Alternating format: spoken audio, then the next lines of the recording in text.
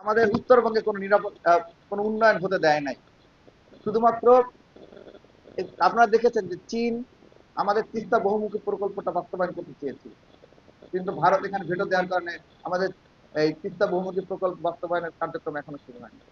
তো উত্তরবঙ্গে যে এখন অনুন্নত, এর দায়ভার সম্পূর্ণ ভারতের, কারণ ভারতের সেবা দাস হাসিনা তার মাধ্যমে এই উত্তরবঙ্গকে অনুন্নত করে রেখেছিল দীর্ঘদিন যাবৎ।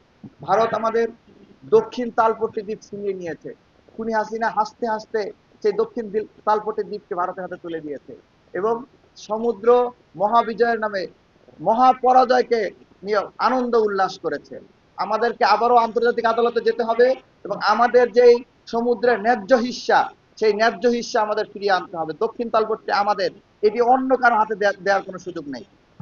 পাশাপাশি আমরা বলতে চাই যে আমাদের যে সীমানা নির্ধারণ হয়েছে 47-এর মাধ্যমে, সেই সীমানা প্রমাণ করে জিন্নাহ সাহেব হয়তো রাজনৈতিকভাবে অনেক দূরদর্শী ছিলেন, কিন্তু ভূগোলে তিনি অনেকটাই নিরক্ষর ছিলেন। তার এই নিরক্ষরতার কারণে আজকে যদি আপনি দেখেন, আপনি যদি নেত্রকোনা থেকে সিলেট পর্যন্ত, সিলেট থেকে টেকনাফ পর্যন্ত যদি দেখেন, বাংলাদেশের অধিকাংশ পাহাড়ি অঞ্চলগুলো ভারতের হাতে চলে গিয়েছে। এটি ভৌগোলিক পারদর্শিতার ব্যর্থতা ছাড়া আর কিছুই নয়। জিন্নাহ সাহেব যদি ভূগোল ন্যূনতম ভাবে বুঝতেন, তাহলে এই পাহাড়গুলো বাংলাদেশের হতে পারত।